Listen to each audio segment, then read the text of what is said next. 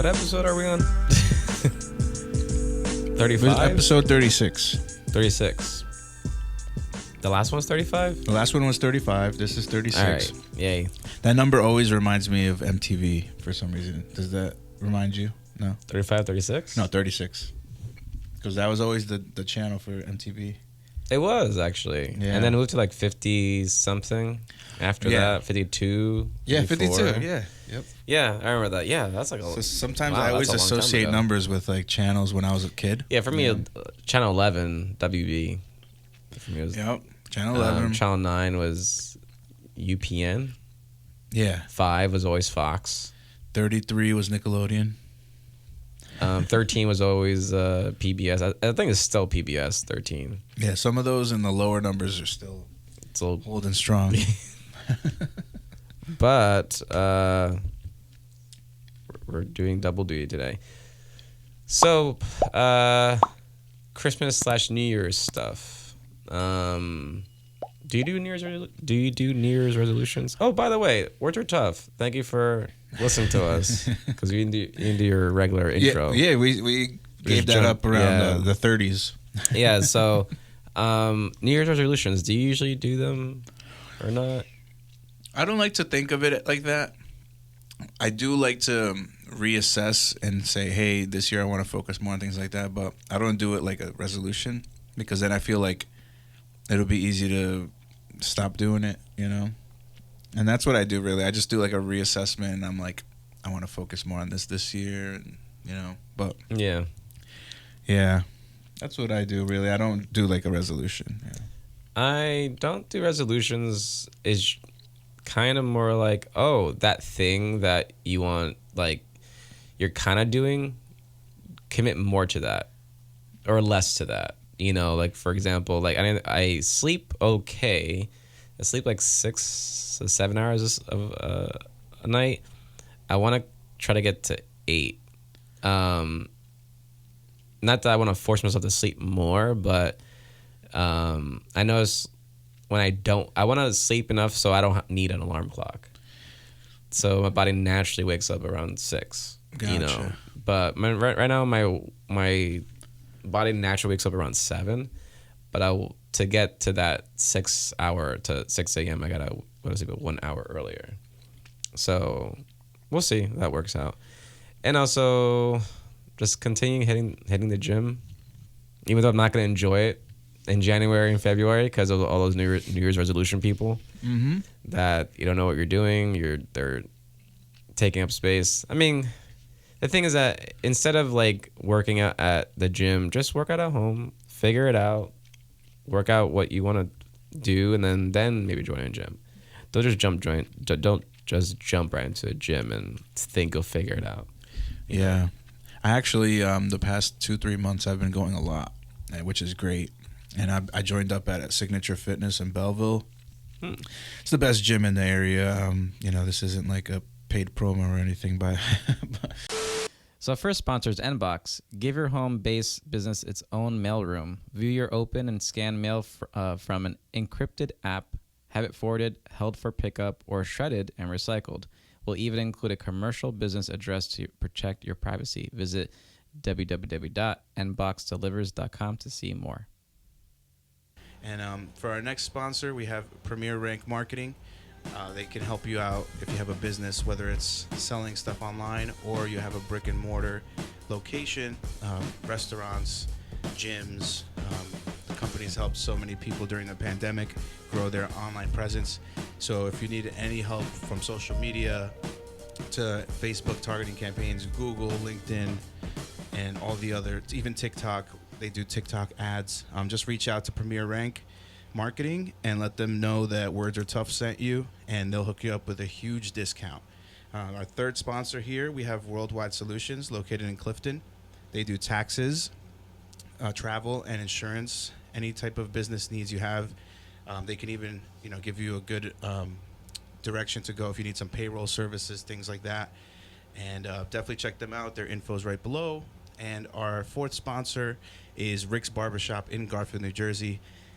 If you have a important date coming up, you're going to a wedding, things like that, you're going to be photographed, definitely check them out. They're the most precise barbers in the area, and they'll definitely hook you up if you tell them Words Are Tough sent you. Jose and David just mention those names, and they'll be like, no problem, right away. We'll hook you up. We just want to say thank you to all of our sponsors, and back to the show. It really legit it is. Unless some kind of like there's like some hidden like bodybuilder studios that people can't go to. This place has every single machine. What's the name again? It's huge. It's called Signature Fitness. Yeah, I've been there. Belleville. Yeah, it used to be a Gold's Gym, which those are known for like pro bodybuilders going there. And this one got bought out by Mr. Olympia. I forget his name, but again, I'm not like promoting it for them. But so I mean, it's either Arnold, Lee Haney, Dorian Yates, Phil Heath. There's not that many. Yeah, there's not. Yeah, I know. I that are live. The name escapes me. Jay Cutler. Mm-mm. You don't know? Those all of those I know because like they're really well. Then known. he might have been like a 212 guy. Maybe he was one of the like the 212 guys are like the shorter, stockier guys. Yeah, he might not be like the overall. The Mr. Olympia.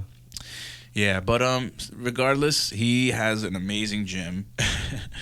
And there's stuff there that I don't even use. Like they have like the free tanning and all that. Like it's like legit like that. But they have every machine, so it's definitely just go outside. Go, it's free. Just go.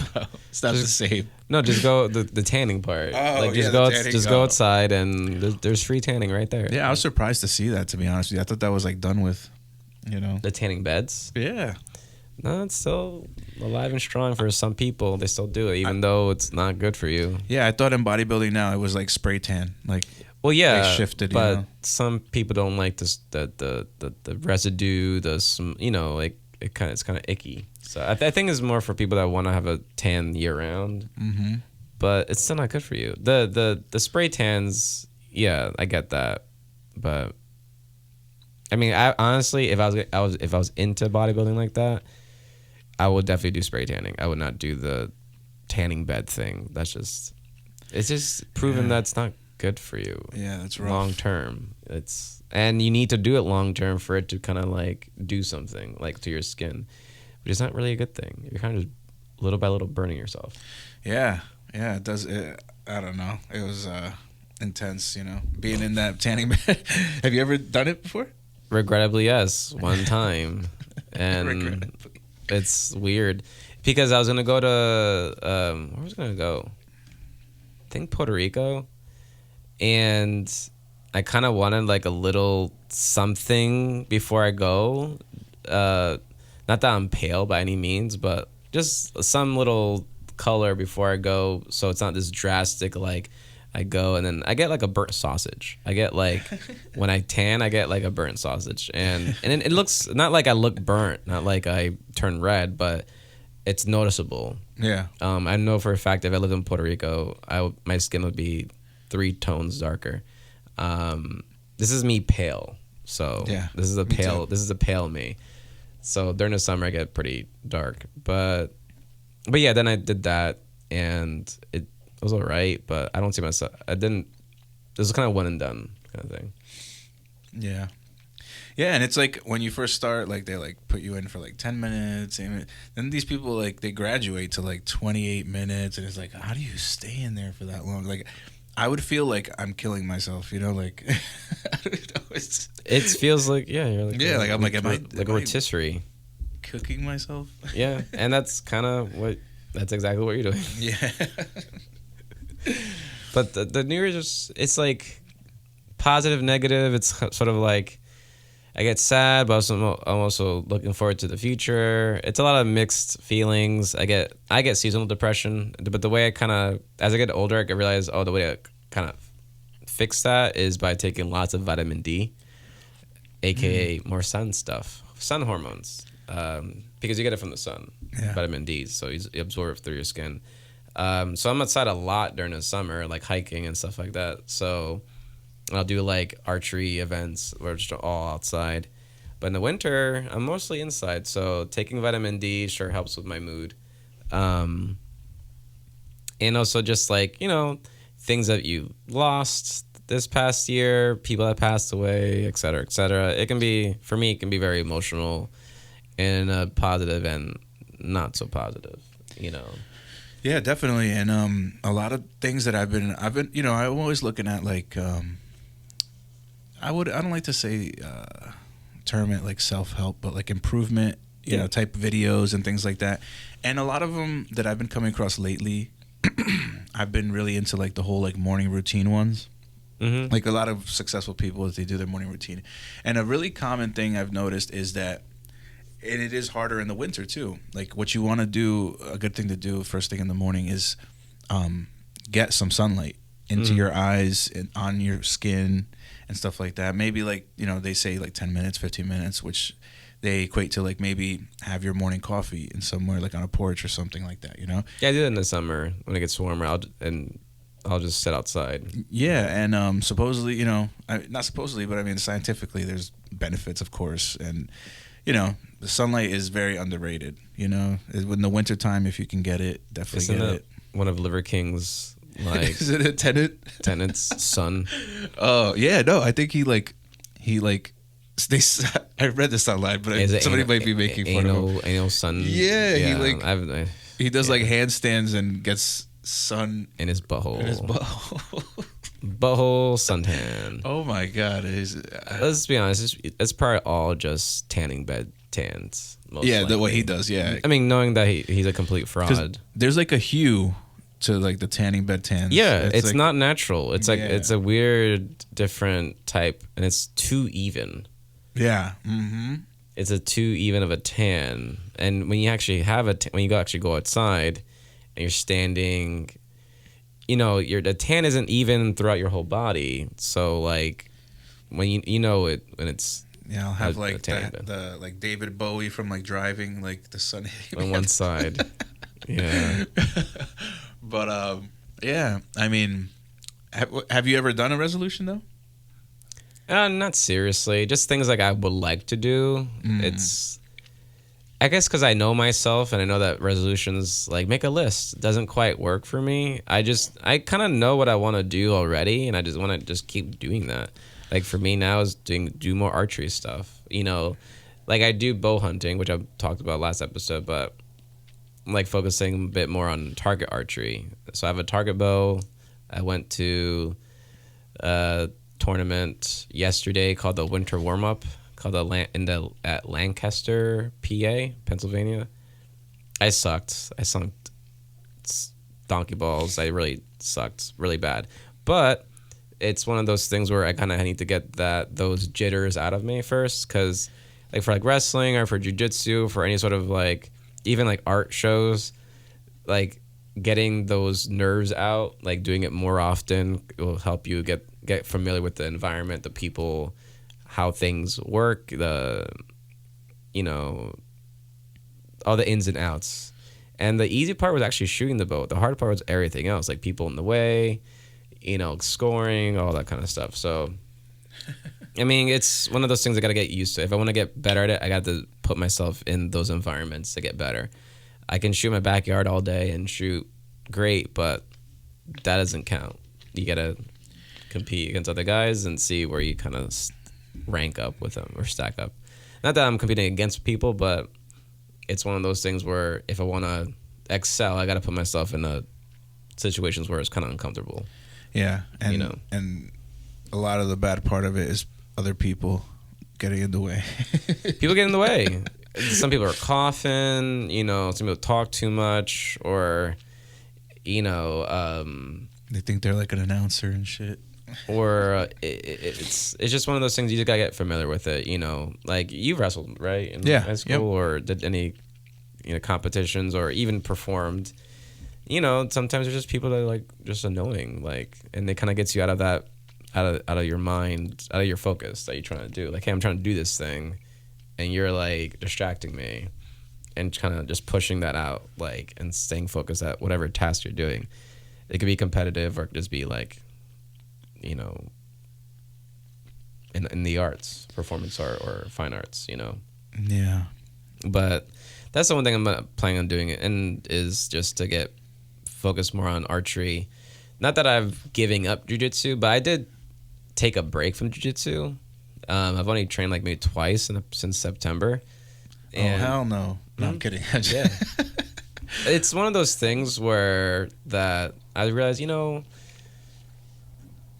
I want to, not saying that jiu-jitsu is taking up my time, but it's more like I'm kind of getting bored of this. I'm not quitting. I just want to take a break and like enjoy my time with my wife more, save some money, maybe commit to something else like hunting and archery, and see if I can excel in that. What if I commit to something else 100%?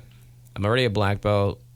I can't be more of a black belt. It's like I'm gonna get a super black belt. Like you get a red belt, but I'm not gonna get that ever. But it's one of those things where like, hey, I can take a break. I'll come back to it in a bit. Give me a few months. And I trained like twice in the past since September, so I'm not out. It's just more like I want to take a break. Yeah, I feel like a lot of the black belts, from the ones that I've met rolling in your like time frame position, they're thinking like now how to like either open my own school, or they're a part of like the structure of school branching out, things like that. I know you teach a lot, so and we're teaching through the years. I still teach private lessons. Yeah, I'm just not training. Yeah. So then like I know a lot of times it becomes like you want to, and I hate saying it like this, but you're kind of like monetizing, but like you're spending so much time on it, and it's now a skill you have that to teach it. Like you want to kind of make it part, a career. Yeah. And also benefit through teaching, and also for like, your family. And stuff. You have a skill. How do I use it in a way that's beneficial to me, not just like emotionally or mentally, but like financially, and that's important. And the Greases are completely okay with that because they monetize everything. Yeah, I mean, so like, that's like I'm not throwing shade. They're great at it. You're great at monetizing your name. Everything is Gracie, everything. The whole. What do you think the UFC was? Yeah. I mean, I know you know that. If they could monetize air, they would. Like Gracie Air, it's good for your lungs. Gracie Air. Yeah, right from Brazil. Yeah, no, that definitely makes sense, and of course, having other interests too. Yeah, it makes a lot of sense. It, as a person also that has a lot of interests, like I like playing the piano a lot. And it's like I don't have enough time of the day to do that. I like a lot of computer stuff. Like when we were talking about the mining and the blockchain and programming. Oh yeah, that went right over my head. But you could only devote so much time, and like it's either like, hey, do I devote spread 4 hours over piano and computer, or do I just pick one and like for like a couple months and really chisel away at it and make leaps? So yeah, definitely. But that's cool. Yeah, it looks like you're doing great with the archery. So well, I won't say great, but I'm putting in the reps, and it's one of those things where it takes time, and I know where I want to be, and I told this to my students that there's where you are and where you want to be, and there's a gap between that, and that gap sucks, and you got to just work through that work through the difficult part. And some people, they see that difficult part and they're like, okay, I'm good. Thanks, but no thanks. I'll just stay right here or not do it at all. Or you work through that gap of like where you want to be, but by the time you get to where you want to be, there's another place where you want to be. Yeah. So it never really ends. So my great comes from the part of like me standing in a yard and being like, picking up a bow, being like, oh, here's a... sticking a string. So you're doing great. You already competed. And that's where I started with the literally sticking it. I literally have a wooden recurve bow that's like 20 pounds, draw weight. That's where I started about 2.5 years ago. Now I'm shooting this big fancy target bow with stabilizers and sights and this and that, and with a jersey and all that, and with like my name and company name and all that. Yeah, it's really cool. So I shoot for not for Darton. I shoot a Darton bow. The company's called Darton, and the jersey I wear says Darton. And I shoot for a archery shop called Big D's Customs. Oh, okay, Nice. Yeah, so it's a cool deal, and the shop owner also shoots and all that, and I shoot with him, and he's a cool guy. And I'm trying to get my brother into it. I think he likes it. He's probably listening now, or my mom is at least. Yeah, I think he likes it. So I'm trying to get him to it, but not break the bank, because it can get the upfront cost. It is pricey. Like if you be at $1,000 to $2,000 with all the equipment, but if you're gonna commit to it, it's just that upfront cost and that's it. Yeah. Unlike jiu-jitsu, if you add up all the years I've been training jiu-jitsu and all the months I've been paying tuition for 13 plus years, that's a lot of money. Yeah. It's Somewhere like 15K. It's a good amount. So I'm like, I'm okay putting down, and that's not even including gis and all that. Exactly. Uniforms and rash guards and gas. So me putting down $2,000 up front, that bow that can last me my lifetime, I'm okay with that. So yeah, no, and I could imagine the upfront cost too. Like, this isn't something where, like, maybe going with like the cheaper model may hurt your performance. For sure. You don't want to go cheap. Yeah, you don't want to go cheap on the bow. You don't want to go cheap on the arrows and stuff that you shoot, because then you're not going to get the results that, like, you're gonna be like, this sucks. You're learning the techniques, and your stuff can't do the techniques. I mean, you can go the pre-owned route where it's used and it's a good bow, but it's just from last year instead of from this year, which is by this point the technology between year to year doesn't change drastically. Very little. Okay.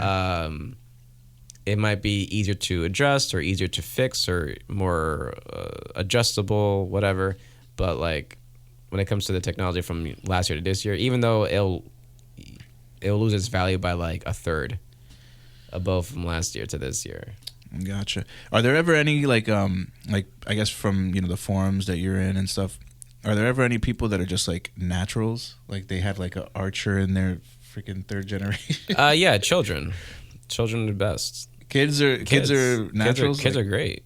Because like there's this shoot called a Vegas shoot in Las Vegas, and you win like I think like something like $50,000 if you win, and in the division I compete in, which is open compound, the last year in the males a 15-year-old won, and for the females a 14-year-old won.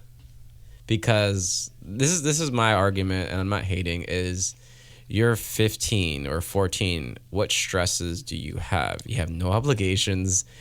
The setup you have, what you have was probably provided to you by your parents or your sponsor. I'm not saying you shoot bad. Obviously, you earned it, but like you don't have bills to pay. You don't have kids. You don't have to worry about your finances. You're set. So you just gotta show up and shoot your bow. Yeah. There's nothing in your mind. There's nothing clouding your mind. Yep. You just show up, and you're kind of almost naive to the situation.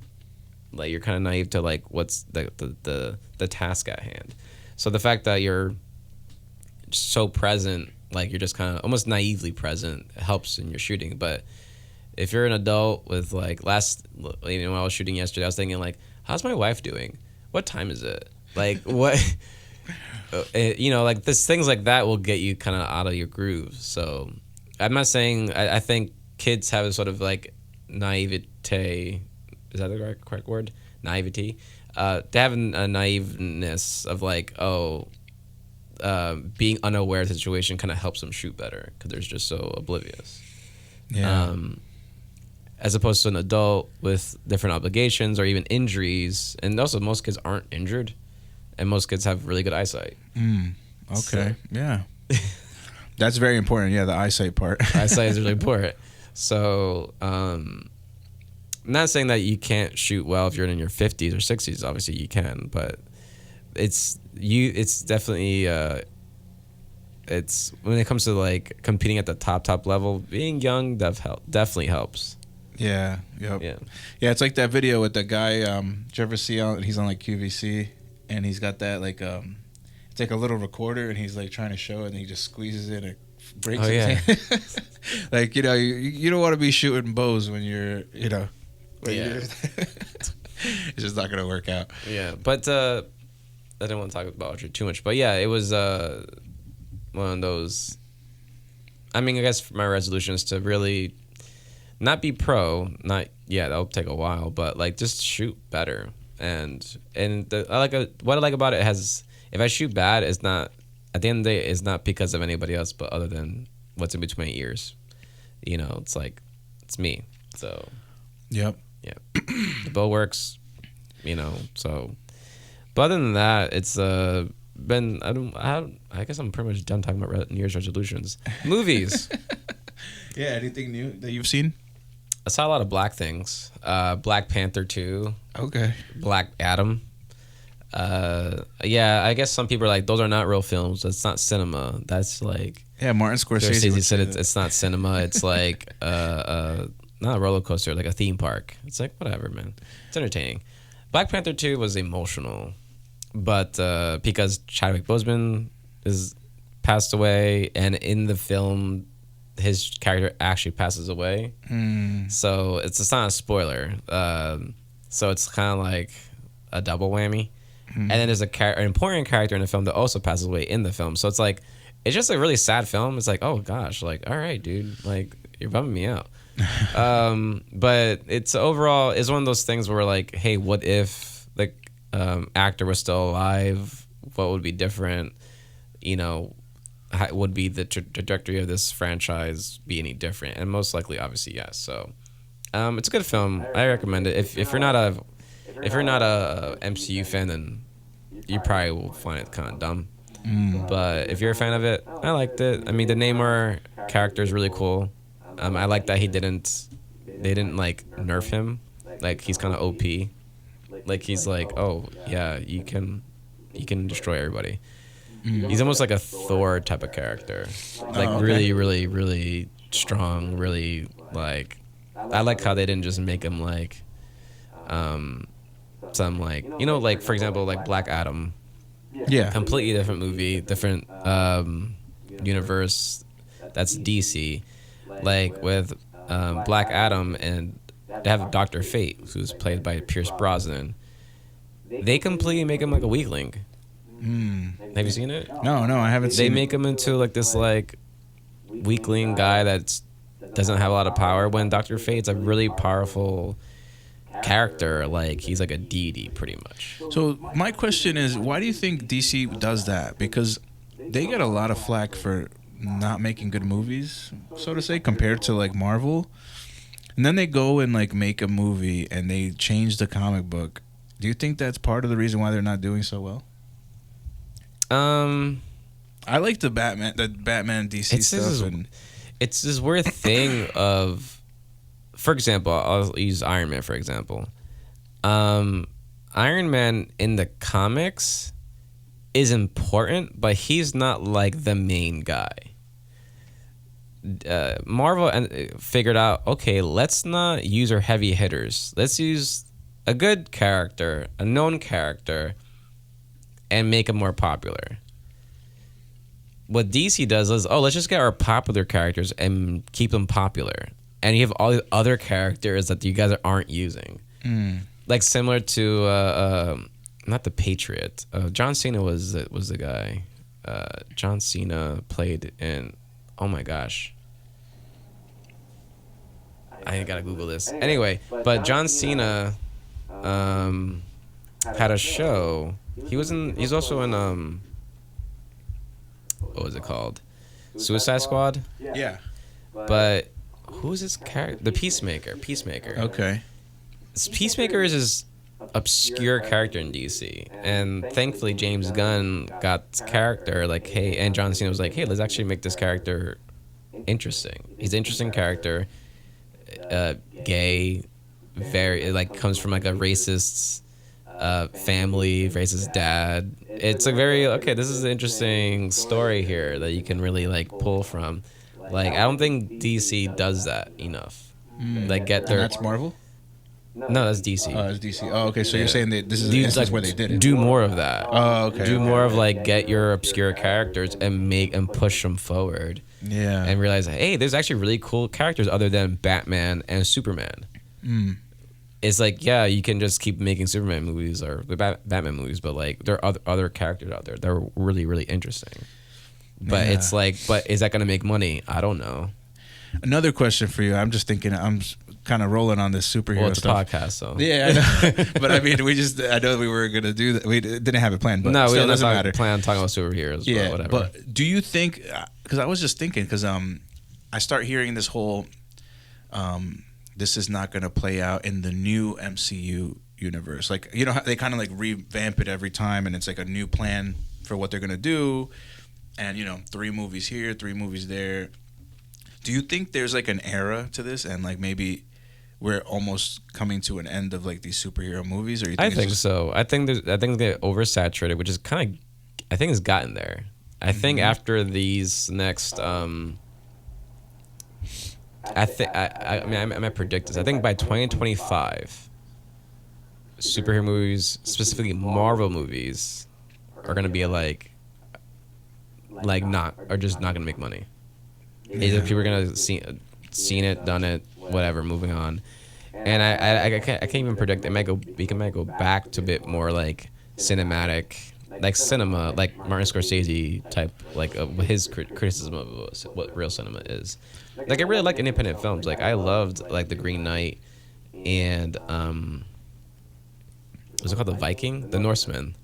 I love movies like that. Like, those are the A24 films. I love those films. I like either like those films or like big like MCU DC films. Yeah, I like everything in between, but I do see it eventually just oversaturating, and it'll just be like Disney, like another Disney film out. All right, like there's so many Disney films out. Like there's Coco, and then there's like I know there's so many I can't even think of them. Yeah, and then there's like this new crop of movies that it's like, hey, we have so many streaming services and not enough stuff, so we're gonna get a big name actor and give him a very immature script, and by immature I mean like written really fast and not refined. Yeah, and we'll ride off the person's name. Mm-hmm.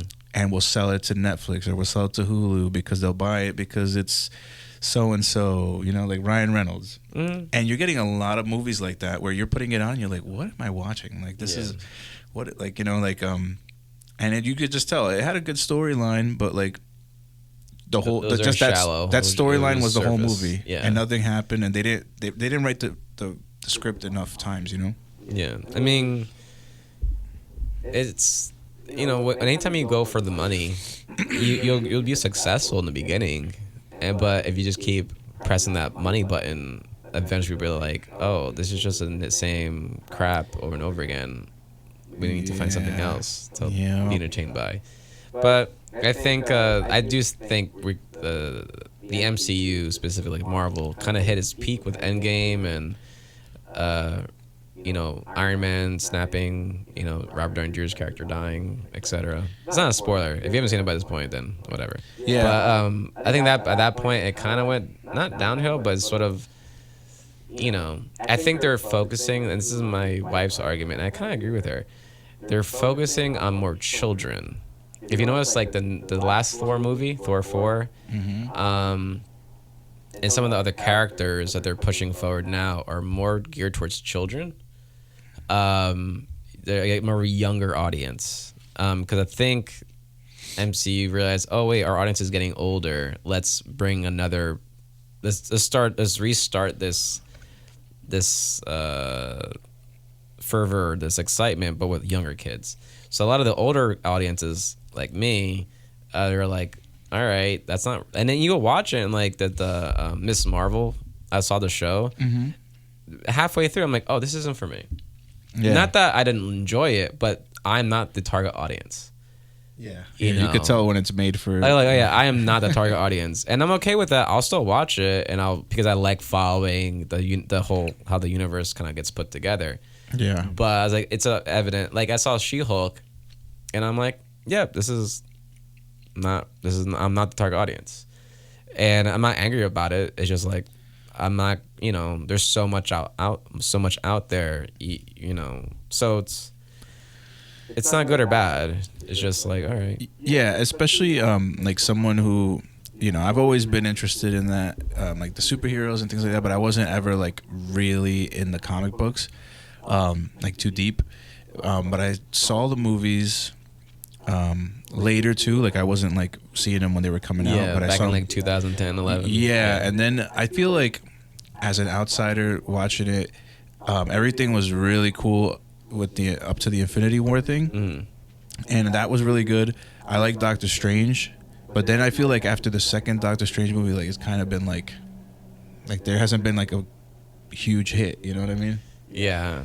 And even Doctor Strange, some people didn't like the second one. Even I thought it was great. 4 wasn't that big of a hit. Yeah. I enjoyed it. It was fun, but again, you can tell, not really for me. Yeah, and I mean they're still made really good. Like the effects are great. They're and it's stuff. not cheap. In Yeah, any but way. I think like Black Adam too. Like they were talking about how much money they spent to make it, and the turnout and stuff. Like I'm like that one's one that should have been like a home run because it's The Rock. Yeah. You know, it had everything it needed. So I'm wondering. wondering. It was financially a home run, but I'm not throwing The Rock under the bus because at the end of the day, I do want him to adopt me one day. LeBron and The Rock. Yeah, Either one. I don't mind it. I need a good father figure. Hey, Rock, adopt me. But the issue with Dwayne Johnson is that it's kind of like Halle Berry or any big name actor. I can't not get my head around the fact that I'm watching The Rock, Dwayne Johnson, play Black Adam. I don't believe it's Black Adam. Yeah, I'm still kind of stuck of like this is just Dwayne Johnson acting. He's worn too many faces. Like kind of, you know, like he's been like too many different things. I don't know, but I get what you're saying. Like that movie could have been better if it was like a different actor. Like Neymar, and forgive me, I forgot the actor's name. I thought you were gonna say the soccer player. Not Neymar, Namor, Oh, okay. from Black Panther. Mm-hmm. Forgot his name. I apologize. I knew who he was. I knew the actor. I know other movies that he's played in. But, like, I believed he was Neymar. Like, he wasn't this big name actor. Mm-hmm. And I think what's good about Robert Downey Jr. or even, like, Leonardo DiCaprio in Django. Leonardo DiCaprio in Django, you believe that he's racist. You legit think he's a slave master, you know, racist. Yeah. Like, you believe it, you know, even though he's Leo. That's the difference between Leo and Dwayne Johnson. Like, Dwayne is a great entertainer, but is he a good actor? I don't know. Like I don't believe him when he's playing these characters. I still view him as Dwayne Johnson acting. But DiCaprio, like, or even Brad Pitt in that Tarantino movie where he plays Once Upon a Time. Yeah, Mm-hmm. I'm like, oh yeah, I completely forgot this is Brad Pitt playing this character. Like, I believe that he was a stunt driver. I think it has like they're changing their looks ever so slightly, Just enough. Yeah, just that like it's almost like, oh, I don't know this guy, you know, like It's like, I know he's Brad Pitt, but he just looks a little different. I believe the character. Yeah. But Dwayne Johnson's like, how big can I get? Can I get bigger? Can I get more veins? Like, I'm not saying have your veins, have your muscles. And usually guys like that, they'll just do the same thing a lot. Or like Christian Bale. He's like, oh, I'll be 300 pounds of fat. I don't mind. Yeah. All right, I'll be down to 130. I don't care. He'll throw a mustache in there, change his hair, you know. He was Dick Cheney. Yeah. And Batman. You know? You never seen Dick Cheney and Batman in the same place at the same time, though. So, I mean, I'm not joking. Christian Bale can literally play every single character in like any DC. He can play literally every single character in a movie, and you'll believe it. He'll be the Penguin. He'll be Catwoman. He'll be Batman. He'll be Alfred. Catwoman. He'll just like be every single character. You're like, oh yeah, I believe that. It's completely believable. Who does that? Eddie Murphy does that. Yeah, Eddie Murphy's really He'll good. just play every single character. But the funny thing about that is that you know it's Eddie Murphy though. But that's the sort of thing. It's like, you know, it's him being every single character. That's what makes it funny. But the angle is for it to be funny, not serious. Yeah, that must be intense, like filming that movie with Eddie Murphy. You know, like I've thought of it, but like I haven't thought of it in depth. Yeah. Mm-hmm. That's, I mean, if you think Dr. about it, Dolittle. like, that's hard. Like, you're every single character Yeah. in this film. Like, and how long does that take? I don't know. It's hard when you're trying to film like you having a conversation with yourself and like two different angles and like timing it right. You know, like I The don't know. timing, the editing must be so hard. Yeah. I mean, I have a hard time editing my own videos. I can't imagine editing like. Yeah, I see some of these people on like TikTok and stuff where they'll be talking to themselves in the video as like Yeah. their boss, or you know what I mean? And I'm like, damn, I'm like that, you know. That takes some editing skills. It takes a lot of writing and Yeah. foresight, and I wonder how many takes they got. I mean, I'm And sure they do more takes. It's one of those things where like once you get it down, then you're like, oh, this is what works for me to do. You have your this, know? template. Yeah, but definitely it's like you got to think about it. It's not like shooting any video, you know. No. Yeah. Terrible segue, but I mean, by this point, I don't know if Kanye West is alive, because we're might come out around January. It'll be 2023 by the time this comes out. But so yeah, he's been on a downhill slope since like September. Yeah. You know, or not even since, I mean, for the past 3-4 years, he's been on a downward slope. But yeah, he's been saying some stupid things, which I will not repeat. Yeah. What are your thoughts on him? Actually, you know what? What's I going on? changed my mind. I do have a New Year's resolution. Oh, you do? And that's Now listen to it. yeah, to no Kanye in No more 2023. But he's I don't know. He's an idiot. I think he's like trying to be like sensational Yeah. type of guy. Yeah, you just gotta tighten the little back piece there. Yeah. There we go. You know, and he's wearing White Lives Matter shirts, and it's like all this stuff. It's I just actually pulled up a Forbes article with the timeline the past like months of like everything he's done. Like, okay. Yeah. And you know what? While we're on the topic with Kanye, I think some of the best things when moments like this happen is it gives you an opportunity to let people know where you stand on these things. Yeah. You know, I don't think there should be any kind of hateful speech about any type of person, even though, you know, Or people. yeah, any type Yeah. of, you know, group, whether it be about your sex, you know, who you prefer to be with in life, things like that. Unless you're a Liver King. Yeah, I don't like you. Yeah, if it's the Yeah. character flaws that, you know, then that's different. But yeah, go on. But yeah, that's just where I stand. I'm like, you know, there's no need for that at this point. And you can see that there's like active groups out there that are trying to like, you know, build the fire and like keep the hate going and stuff like that. But it's kind of just become more apparent. Like you could see it, you know, like these people are literally trying to be racist on purpose. So young kids can hear this and regurgitate it and keep it alive. you And know? I've seen it in some of my students. Yeah. Not some, like 2 or 3. And I had to like not fix it. I had to resolve it. Yeah, Like that's not, no. Yeah, and I feel like it's trying like to be funny here. And they thought it was funny. Like, that's not funny. yeah, it's like older racists that are just realizing like, damn, we're gonna die. We need to like plant the seeds, you know, like kind of things like that. And then it sucks that someone like Kanye is contributing to that so in such a big way, you know. Yeah, it's you'll say, yeah, I love everybody, but you're not saying very loving things, you know, or are you behaving in a loving way? So how can you say that you love people and you love everybody? And then you say you love people, then you turn around and say that you love probably one of the most hateful, malicious people ever in history. I mean, there's others like Genghis Khan and other, you know, conquerors and whatnot, but like, it's him claiming, well, Jesus loved everybody. And like, you're not using the word correctly.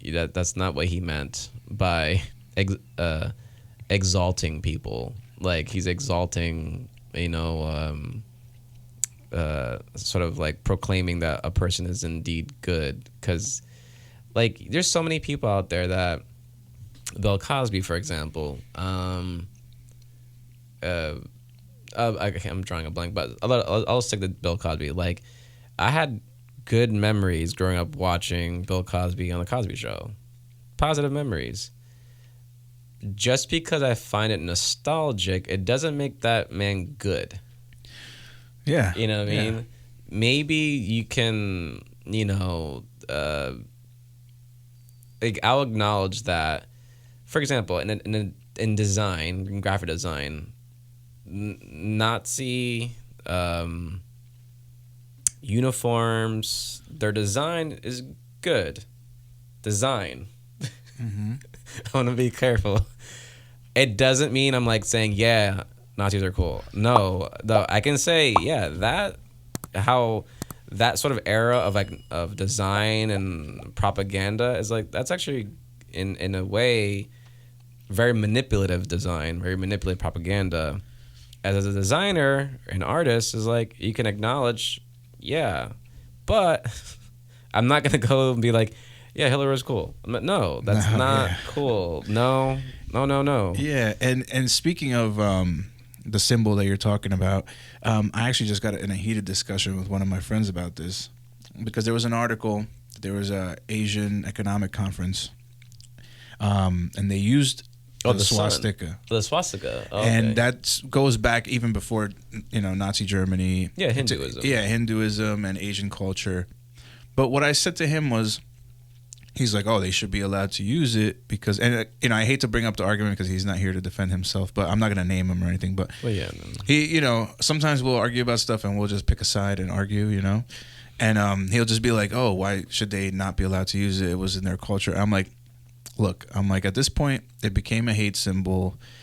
Being a person in charge of a conference like that, why wouldn't I just want to avoid that altogether? Like, being in a conference is going to be such a public, like, world level. Like, it just almost comes off as like insensitive, like, and blind. And deaf. Like you could use a different symbol. It's not integral to your, like your conference. I don't know. Right.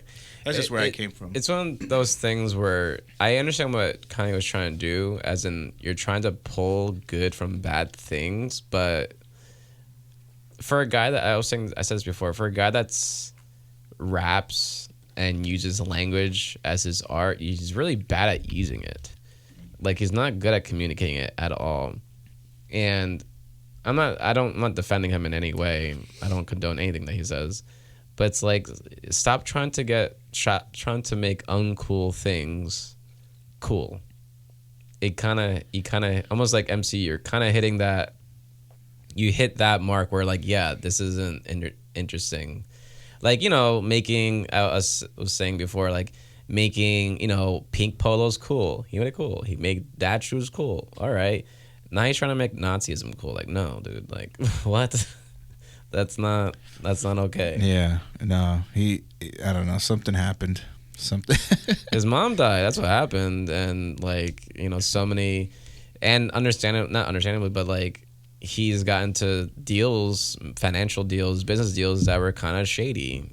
Like, and just because of that doesn't mean you should be, like, throwing a whole ethnic group under the, like, saying every, like, Jewish people or whatever, like, this or that. Like, yeah. It's like, just because these business deals are poor and they just happen to be Jewish doesn't mean every single Jewish person is, like, the devil. Like, that's ridiculous. Yeah, and that's what I tell people too, is like, if you work in an area that's a predominantly one race, any type of crime you're gonna encounter, highest probability is gonna be that race will be committing the crime with you. If you live in an area, all any race, whatever. Yeah, like, we're both Hispanics. Like, if it's all Hispanics, then it's probably gonna be a Hispanic person robbing you. Yeah, you're gonna be like, oh, all these Hispanics are always stealing from my stuff. Like, because and if you live in Utah, it's probably gonna be white people robbing you. So you're a product of your environment when it comes to that. And I think, like, sometimes people will be like, oh,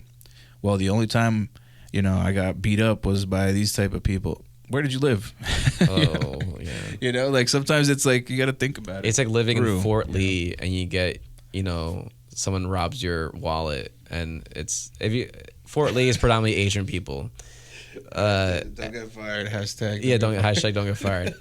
And some Asian person steals your wallet. You're gonna be like, oh, Asian people are always stealing my wallet. Yeah, it's like, exactly. No, like, yeah, and then it's just, I don't know, it's hard to tell people not go off their experience. Trying to say. It's just hard. Hence the title of the name of our podcast, Words Are Tough. Yeah, Words Are Tough. trying to navigate this discussion in a way that doesn't sound like you're condoning any hateful thing. But I think we made that clear. Like, it's even talking about it. It's sort of hard because you're not trying to advocate or promote that language, but how do you talk about it without talking about that language? If that makes any sense. And what if that's one of the reasons, like, sometimes we think about, like, why are we here? And then it's like, like, what if it is to figure out how all these people babies? would, well, yeah, I mean, but like, I just mean like all these cultures coexisting, like, maybe like, I'm not getting like philosophical, not philosophical, but like, like kind of like out there, out of the box thinking, but like, let's say if this was some kind of experiment. Yeah, like what do they call Social experiment? No, like when they say that we're in a not a hologram, but what's it called? I forgot. Oh my gosh, I know. Not an illusion. Yeah, it's like a specific theory. My friend Simon talks about this all the time. Like the Matrix. It's sort of like it's sort of like the Matrix, but I gotta Google that now. I use the word all the time, but now I can't think of it. But let's say if it was like a project, like some aliens were like, the Earth was just some simulation. Simulation. There you go. Simulation. What if that was one of the like reasons why they're like, oh, let's put all these people, black, white, Chinese, and let's see what they're gonna do. We'll get all the same people, but make them look different. Yeah. And label them different things. Yeah. Mm-hmm. And then that's like part of the fun of the simulation, like. Or the torture or the malice. Yeah, maybe they're blown away by what's happened, Like wow, they're so stupid. They really hate each other for no reason at all, other than the fact that they just look different. Yeah. My goodness. Yeah, it's a silly thing, but I like I have to check myself too sometimes, and when it comes to like pigeonholing a whole ethnic group because I had one bad encounter or two bad encounters with a specific person, and they were of a specific ethnicity. It's like, that's just stupid. It's like, doesn't make any sense. And Kanye is in a business where there's a lot of the CEOs or people that run business some of them are Jewish. Okay, it doesn't mean that. Yeah, there's this video clip going around now of him like with his phone showing a chart of like all the executives in Hollywood or whatever, and it's like, it's like a color chart, and he's like, all Jewish people are the red, and it's like, obviously it's like mostly all red, Yeah. and it's like, but yeah, I mean, like anybody could have gotten into that business, and But that's like saying, look at the NBA. Look. Yeah, exactly. It's like people gravitate towards what they're good at. So many black people in the NBA. Oh, yeah. The black people all have to have a monopoly in the NBA. Like, they have a strong stranglehold. Like, what? But I mean, the players. That's what I mean. But it's like, that's silly. It's like, it's funny you bring up basketball. They say don't hate the player, hate the game. Mm-hmm. Yeah. Yeah. He. This is what I hate too, because he was in a position to change that. Like, you could have put people in positions to like diversify and broaden. He's very self-seeking. Yeah, and he didn't do that. He could have done that, and he did the opposite. Speaking of Kanye, yeah, he took himself out of it, and now that's one less person diverse person in positions to make decisions. And less people want to work with you. Because of that, they ruined it. Now they're not gonna give. They're gonna give not they, meaning they is like people in higher power are gonna give. I don't know, just less people like him take a chance on them. People that aren't coming up through the ranks, like artists, and it just could go south so easily, like he did. Like one thing, the moment I guess Kanye's behavior kind of went on my radar, because I do like fashion. I'm not necessarily I buy a bunch of fashion, but I like the design, and I follow Virgil Abloh, who was Kanye's friend, who died of cancer last year, but he had a retrospective in the Brooklyn Museum, and then Kanye went out and said, Bernard Arnault, and I just reminded myself here, who is the CEO of LVMH. It's Louis Vuitton, Moet, Hennessy, I think that's what it means. He said, oh yeah, Bernard Arnault killed my best friend, or killed Virgil Abloh. Like, no, he died of cancer, man. Like, what are you talking about? Like, what are you saying? Like, just trying to just say, like, so it's like, and also he was talking about how Beyonce and Jay-Z sacrifice things, people. See, now that's a whole, it's crazy that you said that. I mean, I'm sorry I used the word crazy, but it is crazy. But it is, yeah. And then there's like a whole movement on that, like, you know, the sacrificing and, you know. This is the thing. I won't say fearful. I just don't want to I don't want to research that because it's like, it's this rabbit hole of what? Dark energy and just dark like forces. There's a bad mojo. I don't want to read about that. Because I mean, there's also things that exist like true black or not magic. true. Yeah, whether it's not true or what. There's people killing chickens thinking that it's gonna work. You know, It's just bad. It's just bad mojo. I remember I saw Hereditary. Mm-hmm. Have you seen Hereditary? Yeah. After that movie, how did you feel? I love that movie. But how did you feel afterwards? I felt really, like, you know, it really affected. You know, yeah, like, it's like I thought cinematically it was great. Like the tone, how it really messes with your head. It's a mind. No pun intended. It's a mind fuck. That movie. But at the end of it, I was like, I had to like go outside. I don't know, take a jog or something, get some of this like weird like mojo out of me. Like it's weird, and I do think that's a thing. Like vibes are a thing. I'm not being all holding crystal person, but like, but I think Kanye's been in this environment that's so, like, about the word toxic. It's like he's unable to like not be toxic. He's just like I remember Dave Chappelle was saying like maybe it's just the environment that you're in. None of these people are going crazy, but this business is so corrupt, it's so messed up. I remember in one interview, Jim Carrey, he played in Eternal Sunshine of the Spotless Mind. I think like 2004, 2005. Great movie. And at that moment in his life, he was like in severe depression. I don't think he ever got into like drug use. I'm not sure, but maybe yes, maybe not.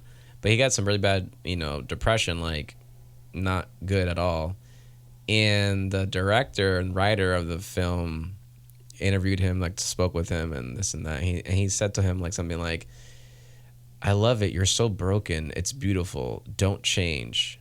And then Jim Carrey said it was at that point where he realized this business is dark. It's like, oh, your depression is going to help us make money. Yeah, Mitchell Gondry, right? Was that the name of that's what the director? Yeah. Oh, okay. I thought you said it and I missed you saying it and I was like... I never said it. No, I don't know his name, but the guy that directed it said to him, like, you're in a bad mental space. You really should get help, actually. And they weren't filming for another 2 years, right? Yeah, for like a while. Like, stay like that. Yeah, just stay depressed. Stay in this really dark place in your life. Just a staying character for this film that's going to happen in a few years. Like, what? So, yeah, I mean, I will say Kanye West's behavior isn't surprising to me. It wasn't until he got into the fashion and entertain. I mean, he's always been entertainment, but like where things went south. Oh man, yeah, it's sad to see. Yeah, and one of my bartender, I guess he asked me, do you believe in the Illuminati?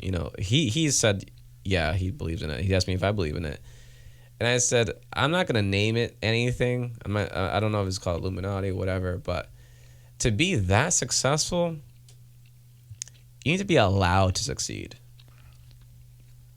Yeah. No, there's a lot of gatekeeping. A lot. And me being in the art world, and the fine art world, not that there's gatekeeping in the art world, there can be, but there's a lot of like vouching. Like, hey, that guy, pick him. He's my boy. Pick that guy. Like, have him in that show or buy his artwork. There's a lot of like vouching and like, I'm not saying that your success is dependent on other people, but your success is dependent on other people. So, I think to be at like, I'm not saying Beyonce and Jay-Z sacrificed things. I'm not saying that. I'm saying though, their success is definitely, they're that successful because more powerful, important people allowed them to be that successful. Yeah. That's as close as I can get to like conspiracy But there's some truth to that. It's networking.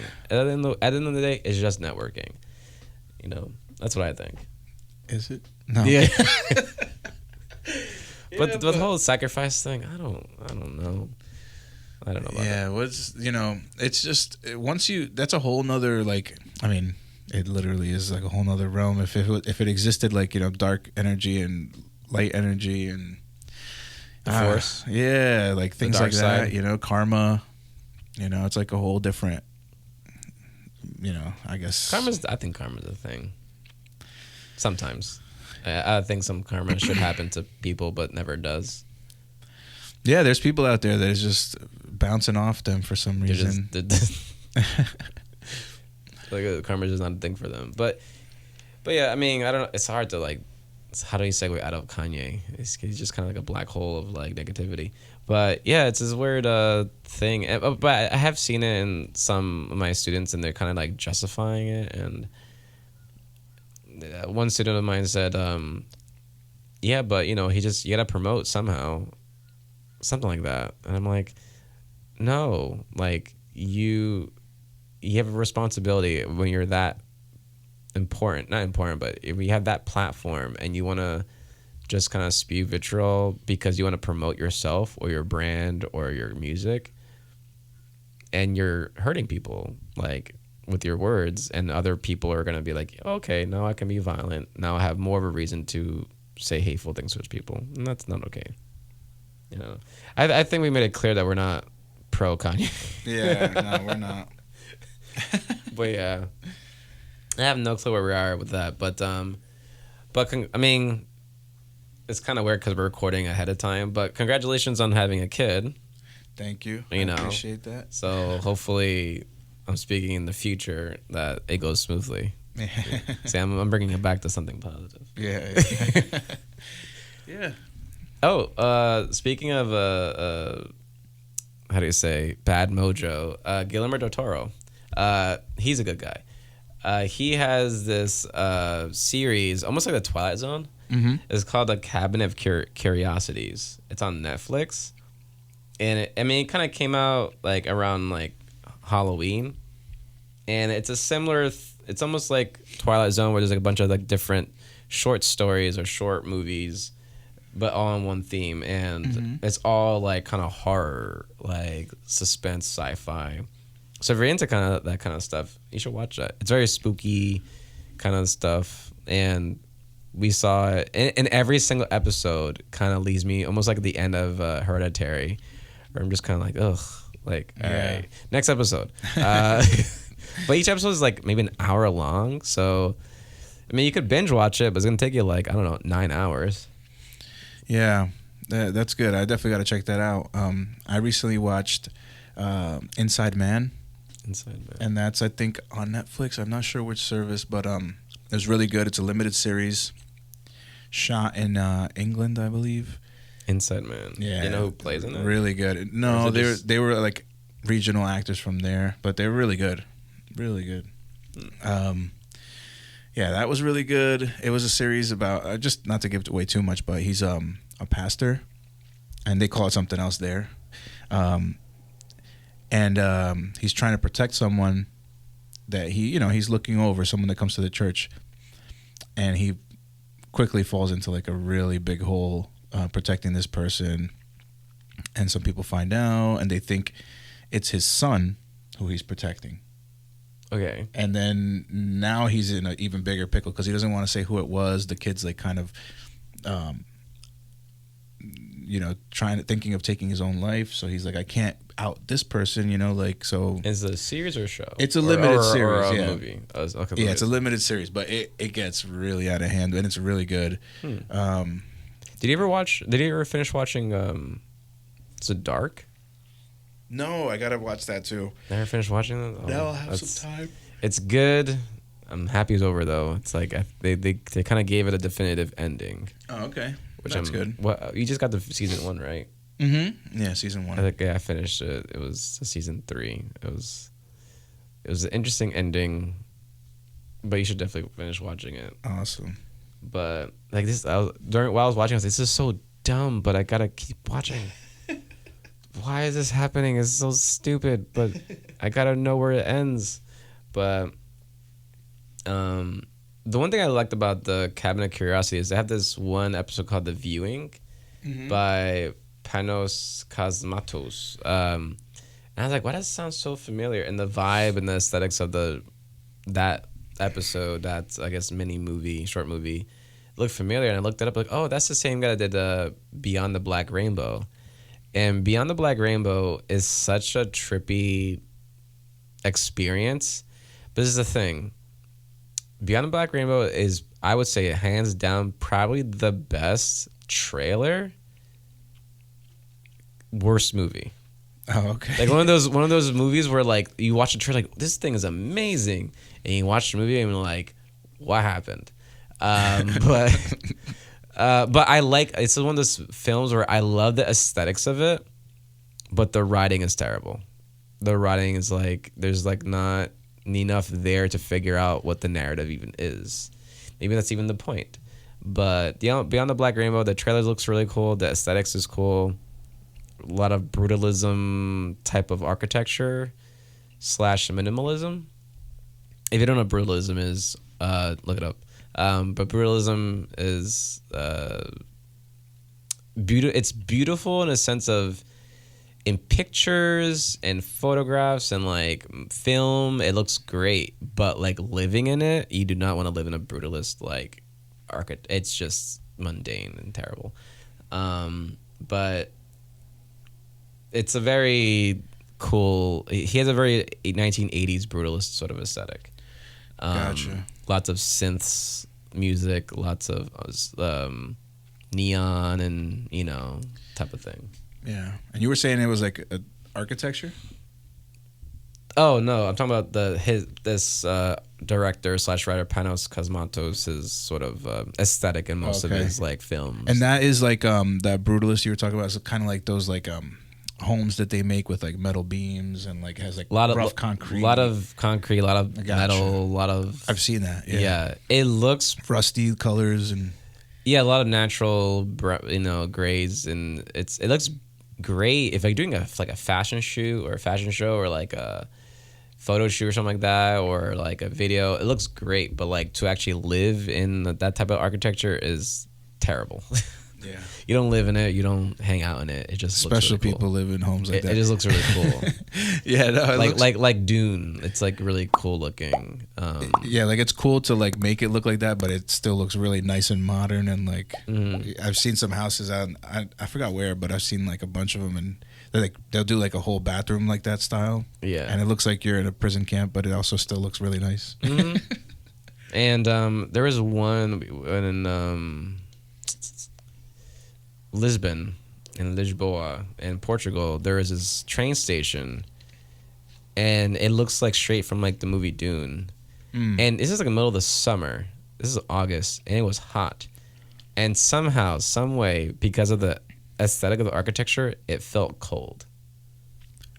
It's a very cold kind of aesthetic. Gotcha. And I asked my wife, do you feel cold? She's like, yeah, it is a kind of cold vibe, like feel in here.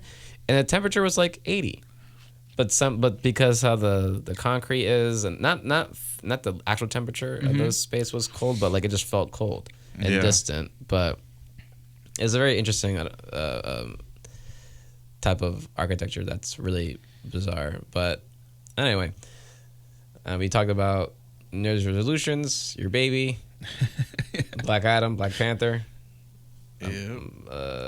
Kanye West, a black person. I don't know anything else. Yeah, and if you guys have a topic you want us to talk about, leave some in the comments. Please like, subscribe, and hit the notification bell. And before we end, love each other. Yeah. I want to leave that there. Like, share loving words with each other, not hate, not. Leave the tough words to us and give the loving words. Oh, yeah, I suppose. But yeah, be loving to each other. I think we need more love in this world, not sharing ignorant, dumb words that are hateful and such. Hence, at the end of the day, words are tough. Use them wisely.